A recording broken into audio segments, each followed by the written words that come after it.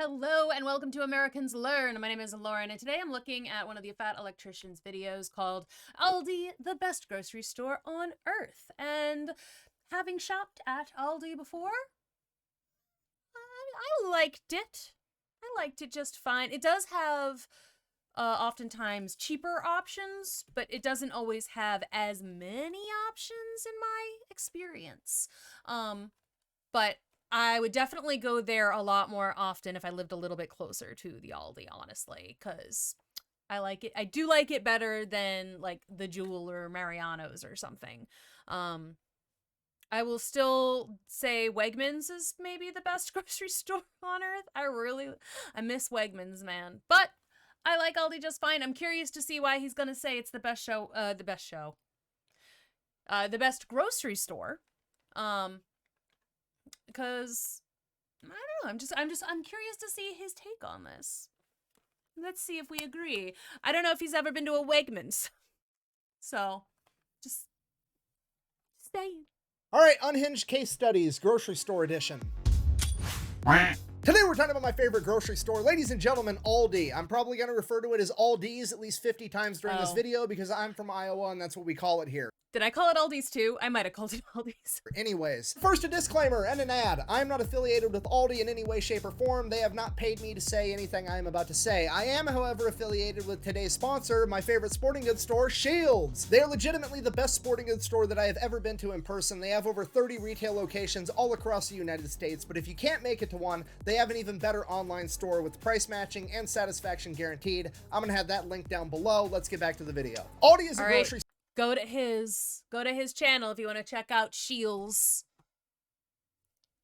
Store that does things completely different than any other grocery store that I've ever been to, and that is probably because they were founded in Germany in 1946. If you don't know, World War II ended in 1945, and living in Germany right after World War II was straight up not a good time. A ton of Germany's cities and infrastructure had essentially been reduced to rubble during World War II, and the entire country was going through a humongous economic depression to the point that people were doing the whole stereotypical wheelbarrow full of money to buy a loaf of bread thing. Okay, if you're not picking up what I'm putting down, I'm trying to tell you that the founders of Aldi, Carl and Theo Albrecht, are playing entrepreneur on hardcore mode. And obviously they did a good job at it because Aldi is a humongous chain of grocery stores today. So how on...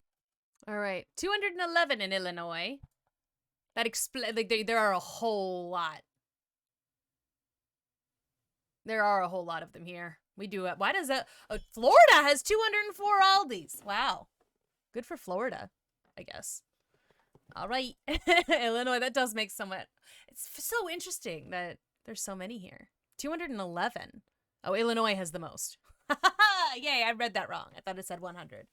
211. I feel like I won something.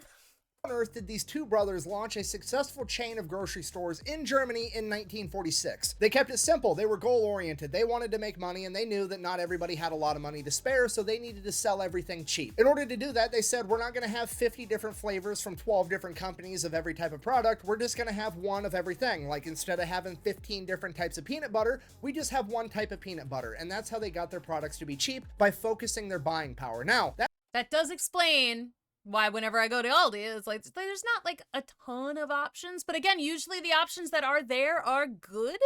But if there's something that you're specifically looking for, it doesn't always have it, which is my only gripe, really, with the chain. Because again, it is a lot cheaper, and if it was closer, I'd definitely go there a lot more often.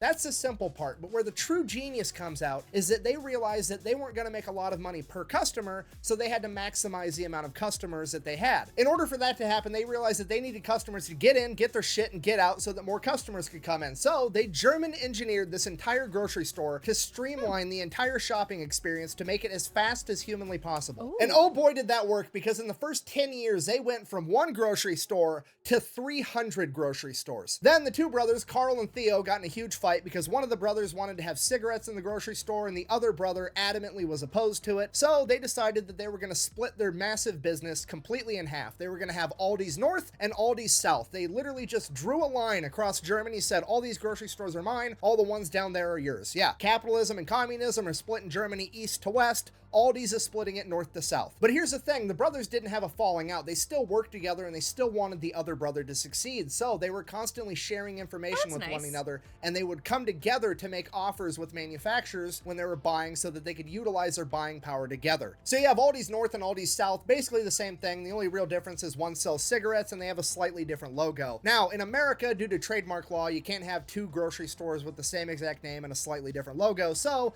in America, we have Aldi and then we have Trader Joe's. But really, it's all just Whoa, Aldi. what? What? I literally had no idea. I would also go to Trader Joe's a lot more often if there was one close to me, but there's not. And I have a thing where I'm like, I don't have a car and I don't want to have to get on a bus or a train to go grocery shopping. So like the Trader Joe's is, I need a train to get to it. The Aldi, I need a bus or a train. I could go either way. So it's like, but they're talking about putting in a Trader Joe's near me, which means I will be going to that one more often than the Jewel. But like, I had no idea. What?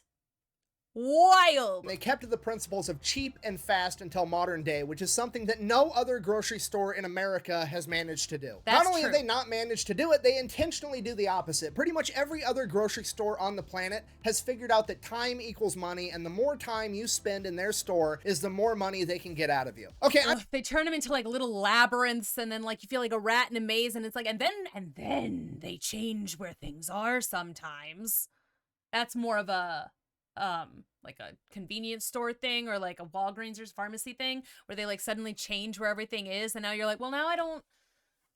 And all of them are different too. Like if I could go to the Jewel, you know, on me, like near me to the to like the south, or if I can go, or I go to the one near me to the west, totally different layout. It's impossible to find anything. Like it's so frustrating. I know that you've been in one of these gigantic grocery stores, but I'm going to go ahead and break it down for you anyways, okay? You walk through the door, congratulations, you've just entered capitalism's obesity thunderdome, because everything in this room is pretty much designed to hurt you, more or less. The first thing you're going to notice is that you're there for milk. Well, congratulations, the milk is all the way across the store in the far back corner, and they stuck it there on purpose because they know you need it, and now you have to walk past every fucking aisle in the store to get to it. And pretty much every single aisle there is... I like this. Okay. 6 traps used by supermarkets to make you spend more. I'm learning so much more in this episode than I thought I was going to. Ambushed by products. Shops put items in unexpected places to trick you into buying them. Yeah, and then also you can't find things sometimes because things are not in the aisle where everything else is. Picking pricier items, luxury and budget items placed together so you reward yourself. Interesting. Top sellers in the middle of the aisle. This forces you walk by past and be tempted by other products. Multi-buy mind games. Oh yeah, I hate those. 4 for £6. You think it's a really good deal, but you're spending more than you intended. Yeah, it's like, or it's like you can get this, but you have to buy 6 bottles of wine. And I'm like, I don't need 6 bottles right now. Bend down for bargains. Shops, but they want you to buy at eye level with bargains on the bottom shelf. So what I'm hearing is you should go to a store with a child because they're on the bottom shelf. Hiding the eggs makes you walk past as many products as possible on the way. For me, at least, with things like milk and eggs, I can't eat those, so it doesn't matter. They can be wherever they want. I never buy them anyway. Full of products where they have hired a psychologist to design boxes with pretty colors to trigger your lizard brain to being like, oh my god, I have to have it. They're trying to get you to buy as much shit as humanly possible on your way to get milk, bread, and eggs. And I know what you're thinking, all those fancy marketing tactics don't work on me. Maybe, but hear me out. Next Where's that Garfield thing? You aren't, like the Garfield meme, you are not immune to propaganda. It works on you. time you're in there, just do some people watching. You're gonna notice that a portion of the population, their brain can't handle going to a modern grocery store. They turn into zombies. They're pushing their cart, veering side to side. They can't even keep it straight as their head's turning to look at all the different pretty colors. There's people straight up just standing still at a wall of cereal like, as their brain desperately tries to calculate and process all this information regarding what type of Cheerios they need. There's people standing there with 2 different types of ranch in each hand, probably made from the same exact factory with the same exact ingredients, but they have different labels on them from different companies, and they don't know which one is going to be better for them. It's like the Island of the Lotus Eaters from Greek mythology. They go there for one thing, and then they're stuck there for all of eternity. It's literally Good purgatory. call. This is why every other grocery store in America isn't just a grocery store. They also have a coffee shop, and a little restaurant, and a florist, florist and a pharmacy and a bank where you can cash your check. They're trying to get any excuse to get you to come into their store for a second because they know once you set foot in there, you're going to be in there for at least an hour and a half trying to figure out what type of products you need. And that's one of the reasons I did like Wegmans, though.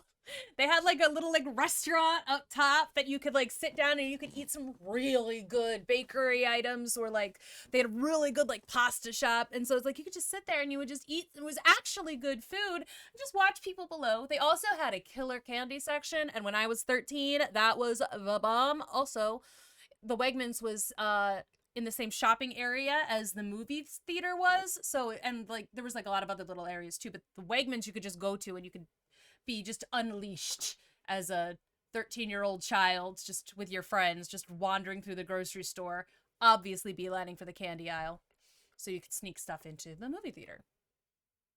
But then when they moved to Five Below in, then people went there instead. But the point was, Wegmans was like not an uncool place to hang out if you were going to the movies also. if that doesn't convince you that they're trying to trap you in there, checking out in a grocery store today will, okay? The first thing you're gonna notice with your cart full of groceries, there's 30 different lanes. One of them is open and it's the one furthest away from the door. So obviously you're gonna have to spend some time waiting in line because there's only one checkout register open and it moves slower than the DMV in Zootopia. And while you're waiting, you probably couldn't help but notice that there is a mountain of candy on either side of you as they desperately try to make that one last sale. But you avoid temptation and it is now your turn. You're up next. You are getting checked out at the grocery store. You're almost out of here. And that's when you realize that this has now turned into an interrogation. Okay, they're gonna open up by taunting you. They're gonna say something along the lines of, "Did you find everything you were looking for today, sir?" They know you found everything you were looking for because you just stood in line that says, "I found all the shit I needed." But they're Or half the time you didn't find everything you were looking for because they hid it, but you got so fed up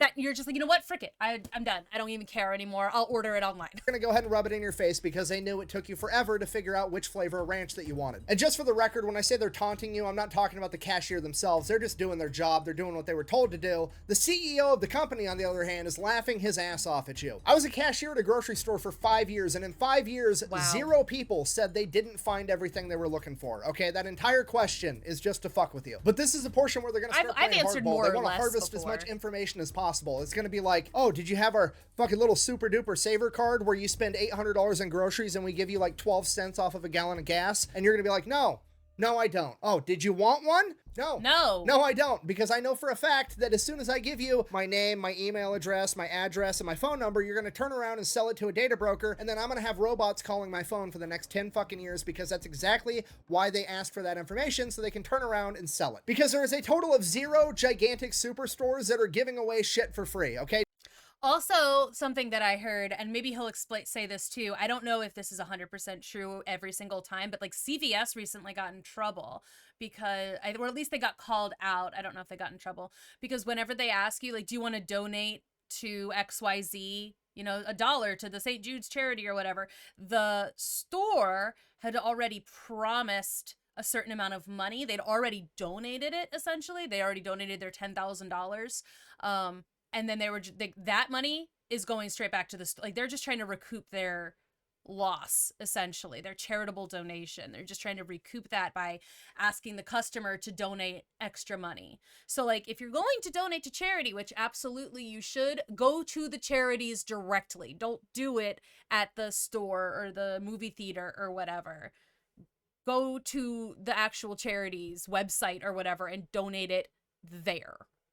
Most of them will let you still just do $1 or something. Nothing is ever free. If it's free, it's because you're the product. And then because you had the audacity to tell them no, they're going to shame more money out of you. They're going to hit you with the old, "Did you want to round your total up today for puppies with maggots in their eyes?" Really? You're gonna hit me with that with a full line of people behind me? For real? Every time we get all the maggots out of a puppy's eyes, we donate it to an orphanage so they have some type of family. Also, by the way, fuck, fine, okay, I'll take the money, whatever. Just give me my groceries, I have to go. Okay, so that's your average grocery store, but Aldi's, on the other hand, is a goddamn masterpiece, okay? Can German engineering win a world war? Absolutely not, but holy fuck can it build a grocery store, because immediately upon approaching Aldi's, you're gonna be like, "Oh, all the carts are outside. That's fine, I'm gonna go grab one." And as you're walking towards the carts, you see the the enormous "we're hiring" banner across the front of the store, and it says that they pay all their employees anywhere between $18.50 and $25 an hour starting rate. So now you're already kind of feeling good because, hey, this company takes care of their employees. Then you get to the shopping carts and you're like, oh shit, you actually have to take a quarter, stick it into this little slot, and unlock it from all the other carts. And at first you're like, oh, that's a really clever idea, because now people are going to put their own carts back so they can keep their quarter. That way they're going to save a bunch of money on labor by not having to have somebody go drag carts in from the parking lot all day long. And that's true, that is part of it. But the other part that you're not thinking about, this is actually an IQ test, you see, because if you're not fucking smart enough to remember to bring a quarter, guess what? You can't really shop here. And that doesn't sound like a big deal, but I'm telling you right now, it's a huge deal, because as soon as you step into Aldi's, you're gonna notice a distinct lack of motherfuckers in the way. Everybody in there is there to get their shit and get out because they have stuff to do. Speaking of which, as soon as you walk into the store, there's no like grand opening area where you get to like walk down all the other aisles and like weave in and out and do all this bullshit. You walk in, you're in aisle 1. You have to turn left. There's only one way to go. Now all of the traffic is going the same fucking direction. It's engineered to perfection. You walk in the door, you go down aisle 1, you go down aisle 2, you go down aisle 3, you go down aisle 4, and then there's checkout, because there's only 4 aisles in Aldi's. It's perfect. Aldi's is 1/4 the size of your average grocery store, and it only stocks about 1,600 items, and your average grocery store stocks over 30,000 items. And at first you're like, well, that doesn't sound very good, but no, it's actually perfect, because guess what? You need Cheerios? They've got Cheerios, but it's only one type of Cheerios. You don't have people standing in the middle of the aisle, clogging up traffic, taking forever. Grab your Cheerios and keep it moving. Buh! Generic brands never taste as good as a name brand. Buh! I mean, sometimes, sure, but like 90% of the time, it's the same exact product made in the same factory, and it just has a different box. And Aldi knows that, and they went out of their way to prove it. And to prove it, they went to the biggest brand snobs on the planet, wine people. You know, the same people that can apparently waft or taste a wine and be able to tell how wet or how dry it was the year that those grapes were harvested. Yeah, Aldi enters wine competitions and wins all the time with their $5 bottle of wine. So now it's time to check out. You get to the checkout lane, everything looks completely normal. It's like every other checkout lane in every other grocery store that you've ever been to, except for it's not. This is not your normal cashier. This is like the NASCAR pit crew of cashiers. This is the fastest person at ringing out groceries you've ever met in your entire life. He's gonna get to your groceries on the little conveyor belt. He's gonna acknowledge that you exist, like, how's it going? And then you're gonna say good, and then you're gonna look down and all your groceries are already back in your cart. And that's when you're gonna be like, oh shit, what is happening right now? And you're gonna realize that he's not standing up like every other grocery store on the planet. He's sitting down in a chair, and you're gonna be like, that's kind of cool. And then in the back of your head, you're gonna be like, wait a minute, why did the grocery store that I worked at for 5 years all through high school make me stand up for absolutely no reason? Hi V, give me an answer. I know what you're gonna say. You're gonna say because sitting down doesn't look professional, okay? Listen to me. That's fucking dumb. Yeah, right? Think about all of the jobs where people are sitting down all the time, i.e. most office jobs ever. I'm just saying, I've worked at restaurants for a really, really long time, but I also worked retail I only did retail for a year because I despised it. And I made a lot more working in restaurants. But like, you know, you're sitting behind the register, you're standing there behind the register, you're not moving for 8 hours almost. Like sometimes you'll have to leave to go show where something is, but if you're on register duty, you're on register duty forever. Why do you have to stand the whole time? It's really obnoxious. I used to make a joke though. It was just like when I was trying to find work not at retail, like or in a restaurant. It's like, look, you want someone who, I was trying to find like receptionist work, you know, just like, I was like, you want someone who's good at talking to people. You want someone who can use a computer. You want someone who like knows how to file things and keep things organized. I do all of those things all day, every day, and I do it standing up. Like, I can be a secretary. I don't want to anymore, but like, you know, at the time I was like trying to get out. I was trying to get into a more professional field. My point is, standing is dumb, is my point. Just because you're making money and working doesn't mean you need to be physically uncomfortable for no fucking reason. Okay. Then you're going to look over at your groceries and you're going to be like, oh shit, every single box or every single product has like 5 barcodes on it. That way the cashier doesn't have to search around for a barcode. Oh, that's he brilliant. can just kind of shit whip it across the laser and it's going to catch it every time. That's how he managed to ring your groceries up at the speed of light. And then the cashier is going to give you your total, and it's literally like half of what you were expecting it was going to be, because apparently the front door at Aldi's is a magical portal that takes you into the past where groceries used to be cheap. So then you grab your cart full of groceries, walk off to the side. There's a huge counter with a bunch of boxes. You put your groceries in the boxes, put them in your cart, take that shit out to your car, and you're done. You went through the entire store, you went through every aisle, and got through checkout in literally less than 10 minutes. It's amazing. So yeah, that's Aldi's entire MO. Be fast and be cheap, and it works out amazing. They're the only grocery store in the country that I'm aware of that is just trying to be a grocery store. What do? They sell groceries. They don't have a pharmacist. They don't have a florist. They don't have a bank where you can cash your check. They don't even have a customer service counter, and you can't call them. They don't take phone calls from the public. You can go on their website and they straight up tell you, yeah, we don't take phone calls from the public because our employees' time is too valuable because they're busy selling groceries. And a lot of people probably think that that's horrible customer service. No, that's great. Maybe they're right, but what you're not considering is a lot of people don't always want good customer service, okay? They want to complain. Personally, I don't want to be Nick. I don't want to be an individual that needs to be treated special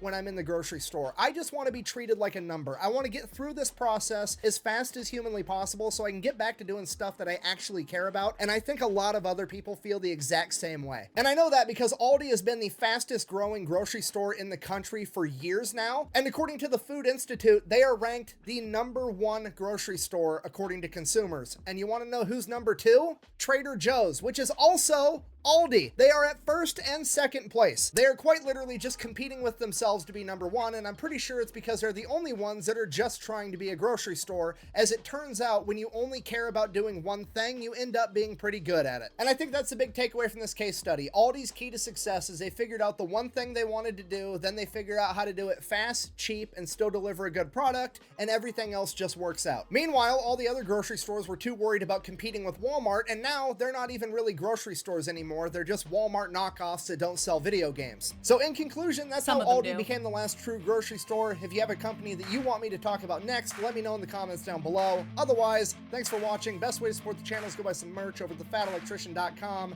Quack bang out. Bye. Yeah, I'm an adult. I made it through this entire video without making a joke about Aldi's nuts. I wouldn't have even considered that. Oh no, I'm so... Anyway, apparently I've got opinions about grocery stores, which I didn't realize. And again, for me, like I said, I still always really liked Wegmans, but as far as that went, that's because it was an experience, you know? You went there and you went there on purpose to be there for a while. At least when I was a kid, that's where we went to. We kind of hung out there. A lot, so it was big enough that there was always something different to see, and there was like, you know, so it was more, it wasn't, we weren't there to grocery shop, essentially.